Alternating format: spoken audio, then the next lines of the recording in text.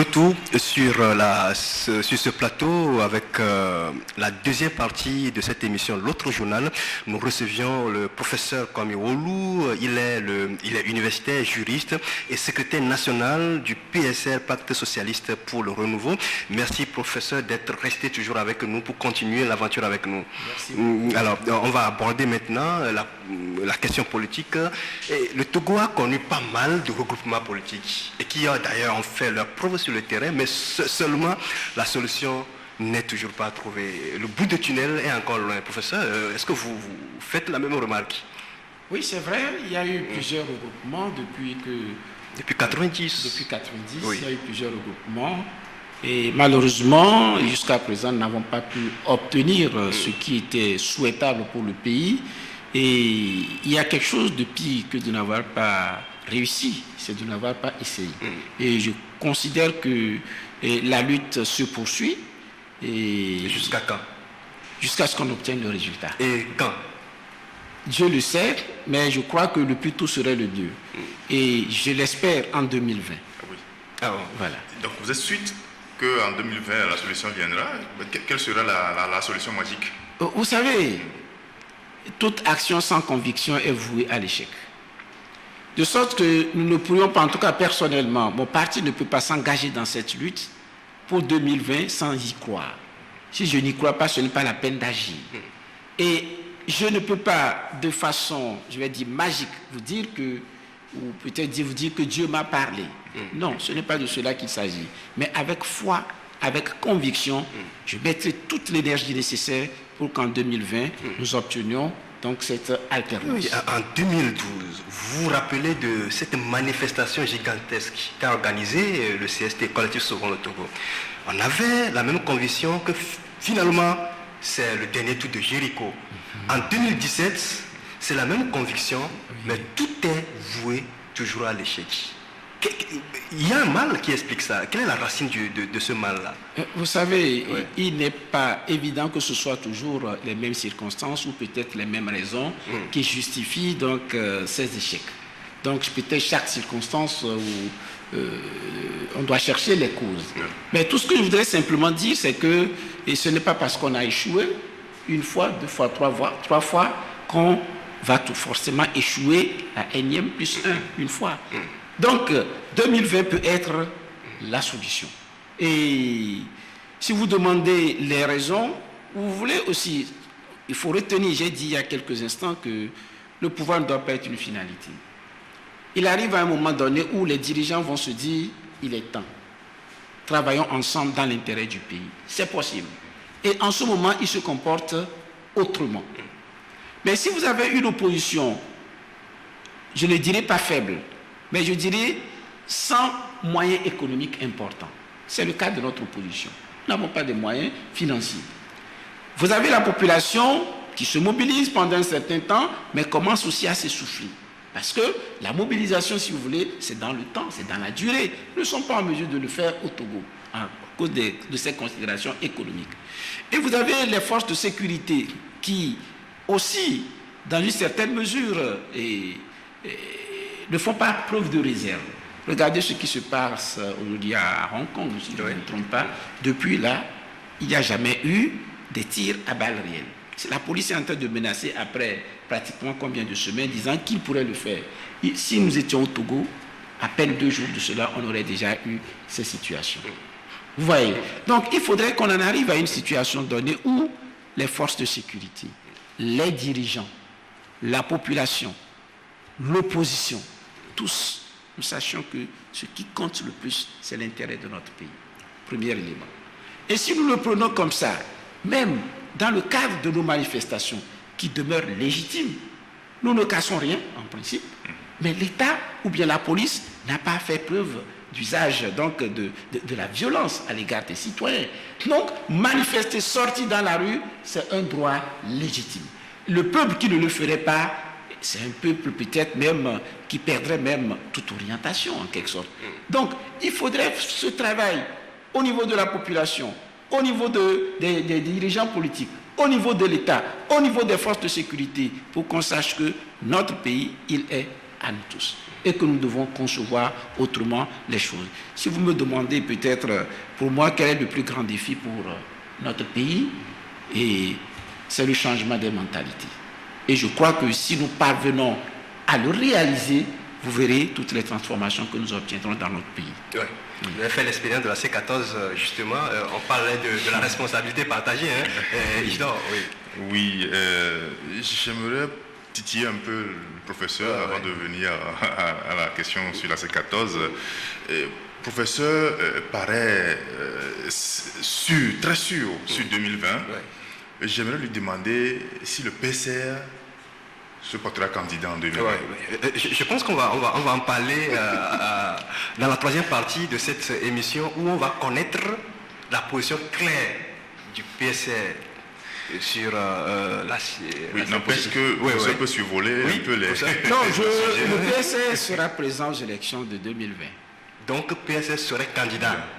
Il y a deux situations différentes. Je dis nous serons présents. C'est-à-dire être présent, soutenir une candidature. Nous pourrions avoir une candidature, nous pourrions soutenir une candidature, mais nous ne croiserons pas les bras en 2020. C'est sûr. Qu'est-ce qu'on peut saisir aujourd'hui? PSR candidat en 2020. PSR sera présent aux élections de 2020. C'est une certitude. D'accord. Oui, voilà. Merci professeur. Oui. Entre-temps, vous avez fait partie de la C14 depuis 2017, que cette coalition a été créée. Fin 2018, on a constaté des remous, des refus au sein de la C14. Il y a des voix qui s'élèvent, qui dénoncent les méthodes qu'on emploie dans la coalition. Et cette année, je me rappelle plus trop dans le mois, le jour, la date, où vous avez claqué la porte, le PSR a dit au revoir à la C14. Qu'est-ce qui s'est passé réellement? Qu'est-ce qui n'a pas marché? Vous savez, plusieurs partis sont sortis de la C14. Oui. Probablement, pas probablement, disons certainement, pour des motifs différents. Et je ne pourrais pas vous parler des motifs pour lesquels certains sont partis. Mais moi, je pourrais vous dire les raisons pour lesquelles le PSR a quitté la C14. Et avant de donner ces précisions, retenons simplement qu'une coalition, c'est comme une association. Liberté d'adhésion, liberté également de partie de l'association. Il ne faut pas en faire un drame. Moi, je ne considère pas ça comme un drame. OK. Le PSR est parti du regroupement dans le cadre de la recherche donc, de cette candidature pour les élections de 2020. D'entrée au sein de la C14, la plupart des membres de ceux qui restaient de la C14 ont dit que nous devons aller chercher une candidature unique en dehors de la C14. Et nous leur avons demandé quelles sont les raisons pour lesquelles nous devons le faire ainsi. Nous avons posé clairement le problème. Ils ont donné des raisons qui ne nous ont pas convaincus. Nous leur avons dit que ce n'était pas la meilleure solution. Et que, à supposer même que nous puissions aller chercher ailleurs, débattons d'abord entre nous. Fixons les critères. Si nous fixons les critères du candidat qui pourrait être le candidat idéal pour nous en 2020, si on n'en trouve pas en notre sein, on quitte, on va chercher ailleurs. Et ce n'est pas tout. Nous leur avons dit ceci, puisqu'ils ont aussi exigé qu'on aille dans un panier commun, c'est-à-dire que les membres de la C14 qui voudraient éventuellement être candidats aillent déposer leur candidature dans un panier commun avec la société civile et d'autres partis politiques et pour la désignation de ce candidat unique. Nous leur avons dit aussi que ce n'est pas une démarche rigoureuse pour plusieurs raisons. Ce panier commun, qui sera dans ce panier commun? Nous ne le savons pas. Quel est l'organe qui sera chargé de désigner ce candidat unique dans ce panier commun? Nous ne le savons pas. Ils ont parlé de conseil de sages. Qui sont ces sages? Nous ne les connaissons pas. Nous leur avons dit aussi que ce que vous préconisez viole notre charte. Parce que la C14 avait une charte qui disposait que nous allons trouver une candidature unique. Les adhérents et ceux qui vont y adhérer plus tard chercheront une candidature unique. Nous disons dans ces conditions, nous avons ouvrons ceux qui veulent cette candidature unique, qu'ils viennent adhérer et ensuite nous allons choisir ce candidat. Et autre élément, c'est que cette question de désignation de candidature unique pour toute l'opposition est une erreur de communication. Je le leur avais dit. Parce que c'est un objectif que nous ne pourrions pas atteindre. Pourquoi? J'ai fait personnellement l'expérience de 2003. J'étais là où les discussions ont eu lieu. J'ai fait l'expérience de 2005, l'expérience de 2010, l'expérience de 2015 avec tous les partis. Le parti de la CDPA, ce n'était pas avec le dirigeant actuel, c'était avec le professeur Nilevi. Le CAR, c'était avec Agboibo. PDR, Zarifou Aïva. Il y avait l'UDS, il y avait le PSR, il y avait l'UFC. Donc tous ces partis, je crois qu'il y avait la CPP, tous ces partis étaient réunis. Ce sont des débats de plusieurs semaines. Et vous en arrivez à la dernière minute, parce que vous n'avez pas trouvé de solution, chacun va de son côté. J'ai dit, c'est contre-productif. Vous auriez déjà divisé la population. Par contre, s'il y a des regroupements, on en a peut-être 3. Chacun avec son candidat. Les 3 candidats, supposons que nous soyons les 3 candidats, nous venons devant le peuple en disant, notre adversaire commun, c'est lui, le régime. Par conséquent, nous, entre nous, pas d'animosité. Et nous appelons nos délégués dans les bureaux de vote à fédérer leurs efforts pour la vérité des urnes. Cela veut dire mon délégué, votre délégué, son délégué, ça fait 3 personnes dans un bureau de vote. À 3, ils peuvent se battre pour la vérité des urnes. Je le leur ai expliqué comme ça. Or, quand vous dites candidature unique, vous démobilisez la base si vous ne parvenez pas à obtenir cette candidature unique. Il y aurait une erreur de communication. Donc, j'ai expliqué tous ces... Et ces débats ont pris pratiquement presque 2 mois en notre sein. Nous ne sommes pas partis comme ceci. Nous avons insisté. Il y a eu des allées, des retours. À une réunion, par exemple, il a été admis qu'on va discuter des critères pour retenir ce candidat de la C14. Alors qu'on était arrivé sur cette question, ils ont demandé une suspension de séance. À la reprise, tous ont dit non, on n'en débat plus. Ce que je dis, si c'est faux, vous pouvez vérifier ça au niveau de nos collègues. Je ne les accuse pas. Ils ont probablement leurs raisons. Mais quand vous êtes dans un tel mécanisme, et l'honnêteté voudrait que lorsque vous n'êtes plus en phase, que vous puissiez partir. Et nous sommes partis en disant ceci, si la C14 ne peut pas présenter même un candidat à la candidature unique, cela voudrait dire que la C14 n'est plus une structure capable de parler d'une seule voix. Si la C14 est une véritable structure qui parle d'une seule voix encore, même s'il y aura une candidature unique, en dehors de la C14, il faudrait que la C14 puisse aller présenter ce candidat qu'il a pu retenir. Mais ils ont dit pas question. Allons tous de l'autre côté. Quel intérêt? S'il doit y avoir cette candidature unique dans ce panier commun, le PSR peut aller là sans passer par la C14. Qu'est-ce qui justifie encore notre présence au sein de la C14? Et donc, ils ont leurs raisons. Nous avions donc les raisons que je viens de vous exposer, et que nous ne sommes pas des ennemis.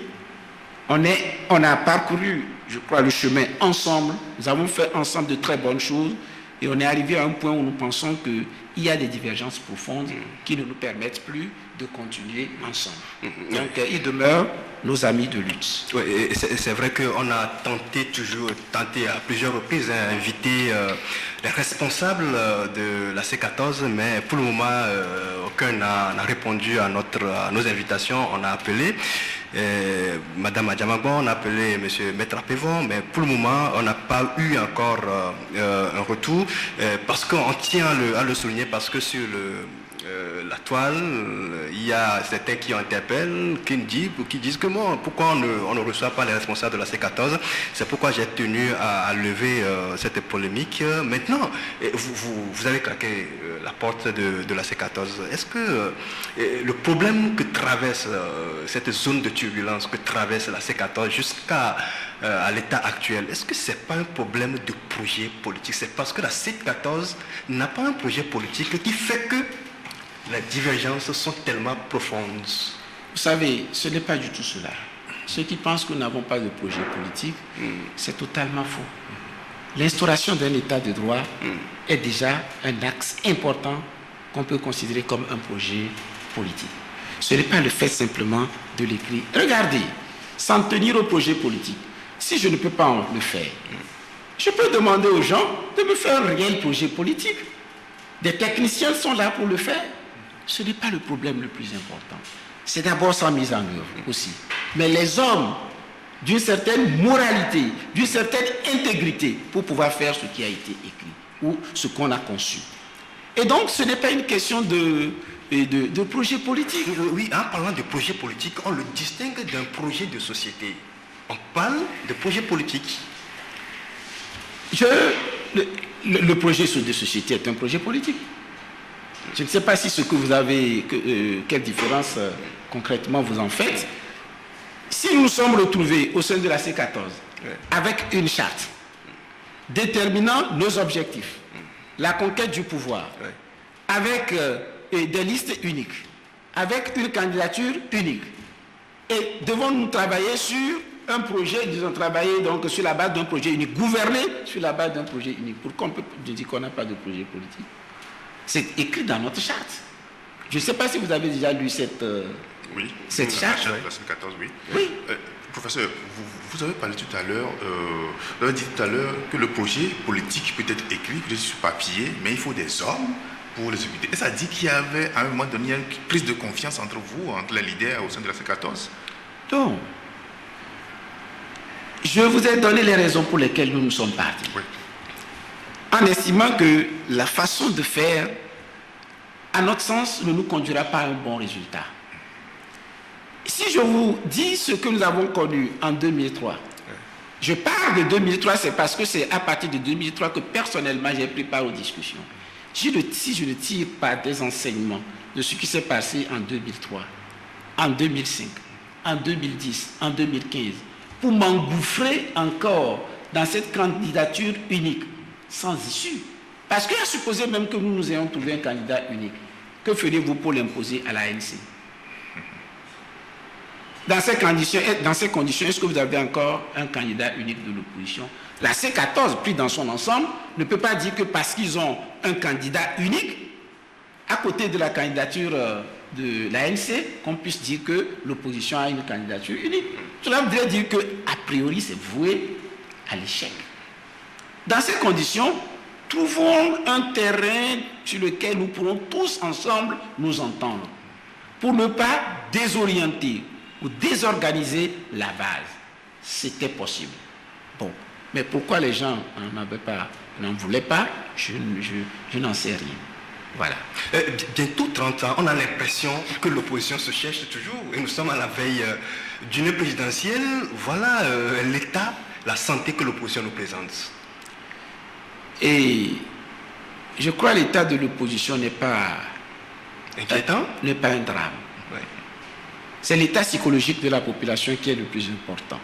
Mais pas justement parce que cette population paie de l'eau tribut dans les manifestations. C'est ce que je veux dire. Ce que je veux dire, c'est que une population ou un peuple bien informé saura prendre ses responsabilités. Et moi, je compte sur cette population. Elle saura prendre ses responsabilités. Voilà. Est-ce qu'il y a aujourd'hui un regroupement politique? Est-il possible? On n'a pas forcément besoin d'un regroupement politique pour changer les situations. Je vous dis quelque chose peut-être qui peut être peut-être irrationnel. Peut-être irrationnel. Vous savez, moi je suis un croyant. Dans la Bible, Israël devait aller en guerre. Ils étaient très nombreux. Mais Dieu leur a demandé de diminuer l'effectif. Pour que vous ne pensiez pas que ce n'est pas votre effectif que vous avez pu gagner. Et ils l'ont réduit de façon sensible. C'est pour vous dire qu'il ne peut ne pas y avoir de regroupement de partis politiques. Un seul parti politique. Un seul individu est capable de tout changer dans notre pays. C'est possible. S'il y a une communion entre cette personne, ce candidat, avec la population, c'est une question de confiance. Regardez aujourd'hui, quand nous prenons ces élections, les résultats que nous avons obtenus jusque-là sont des résultats très catastrophiques. Mais il y avait un professeur qui dit qu'il y a des échecs prometteurs. Oui, Parce que, avec certitude, je sais que ceux qui ont pris part aux élections municipales, on n'a pas plus de 20% des inscrits. Donc il y a 80% quelque part. À côté de cela, il y a des gens qui ne se sont même pas du tout inscrits. Tous ceux-là sont de l'opposition. Pourquoi ils ne se sont pas inscrits? Pourquoi ils ne sont pas allés voter? Peut-être qu'on n'a pas trouvé les mots justes pour les déterminer à le faire. Nous avons encore 2 mois. Oui. Il faut trouver ces mots justes. C'est pas beaucoup. 2 mois, c'est pas beaucoup. C'est énorme. Ah bon? C'est beaucoup. Pour trouver les mots justes, 2 mois, c'est important. Autre élément que je vais vous ajouter. Se préparer pour les élections, ce n'est pas forcément faire des meetings. Se préparer pour les élections, ce n'est pas forcément venir sur les antennes. Les gens peuvent préparer des élections en silence, dans les villages, dans les quartiers, un peu partout en silence. Les porte à porte sont possibles. Les actions de proximité sont possibles. Et pour cette raison, parfois, quand les gens disent que l'opposition ne fait rien, je mets des réserves. Oui, voilà. J'allais en venir. Vous parliez tout à l'heure de la confiance qui devait régner entre la population et les partis de l'opposition. Il s'est fait, c'est vrai. Les populations ont tellement confiance à l'opposition traditionnelle qu'aujourd'hui, les guéguerres, les guerres de leadership et autres là, ça démobilise la population, comme vous l'avez dit tout à l'heure. Mais comment est-ce que vous pensez vous y prendre pour remobiliser cette population? Vous savez, quand vous parlez de guerre de leadership, je ne suis pas totalement d'accord. Je vous ai donné les raisons pour lesquelles nous... Ce n'est pas une question de leadership, en réalité. Et les gens parfois disent, ce sont des questions d'ego, des égos surdimensionnés. Toutes mes excuses, les gens ne savent pas de quoi ils parlent. Oui. Prenons le cas de la C14, vous avez parlé de le cas du PSR, qui a fait partie de tous les regroupements possibles.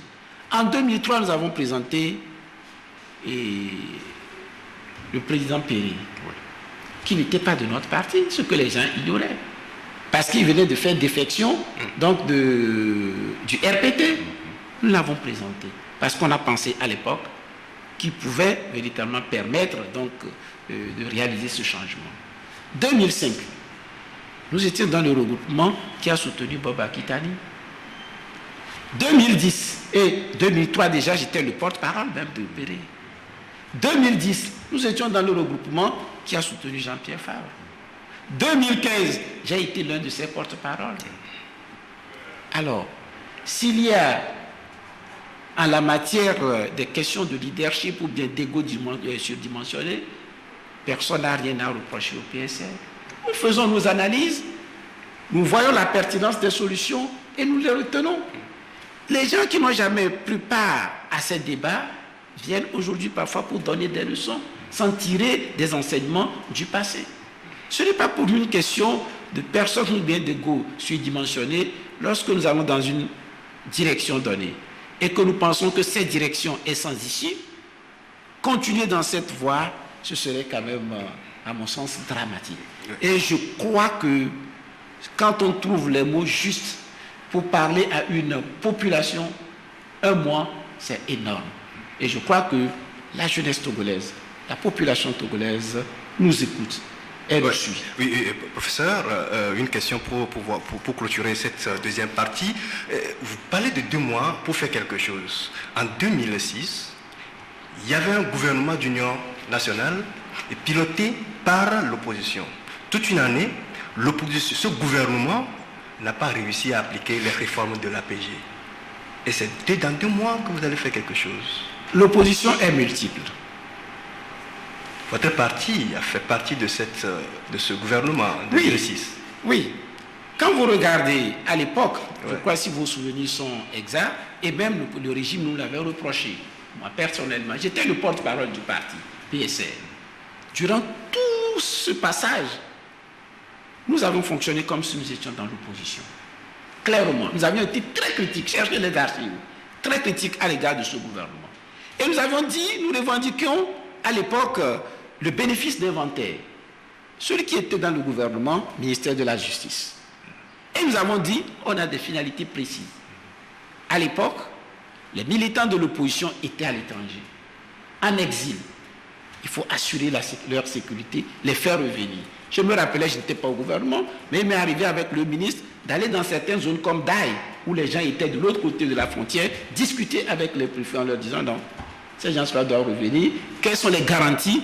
Voilà, puisque parfois, et vous voyez, si on n'était pas dans le gouvernement, à l'époque, où il y a eu des milliers, même au moins des centaines de morts, disons, on n'aurait pas pu réaliser cela. Mais nous disons, nous réclamons ce bénéfice d'inventaire, d'abord. Mais, vous savez, changer un pays, il faut le pouvoir nécessaire pour pouvoir le changer. L'opposition n'a pas dirigé ce pays pour l'instant. L'opposition peut le diriger. Mais il faut que le peuple se mobilise pour que l'opposition puisse gagner ses élections. Et je vous dis, ceux qui disent que 2020, tout est déjà perdu, ou ils sont du régime, ou ils font le jeu du régime, ou malheureusement, ils n'ont pas approfondi leur réflexion. Et je crois que lorsque vous allez à un combat, même si vous avez une équipe faible, et que vous dites déjà à vos joueurs, tout est perdu, c'est que vous avez tout perdu. Moi, je ne suis pas de cette logique, dans cette logique. Et ma certitude, en tout cas ma conviction, c'est que nous allons en 2020 pour faire quelque chose de sérieux. Il faut faire un travail sérieux. C'est encore possible. C'est encore possible. Pour pouvoir gagner la bataille en 2020, il faut un processus électoral bien transparent et consensuel. Et justement, l'opposition et la société civile demandent l'arrêt, la suspension du processus pour pouvoir discuter des conditions de transparence de ces élections. Mais de cela, nous parlerons dans la troisième partie de cette émission. Vous allez rester toujours avec nous. On va revenir pour parler de la CENI, de la Cour constitutionnelle et du dialogue. Que fait l'opposition pour pouvoir gagner, pour obtenir les conditions de transparence des élections en 2020? La réponse, on attend dans la troisième partie de cette émission. Merci, on marque une pause.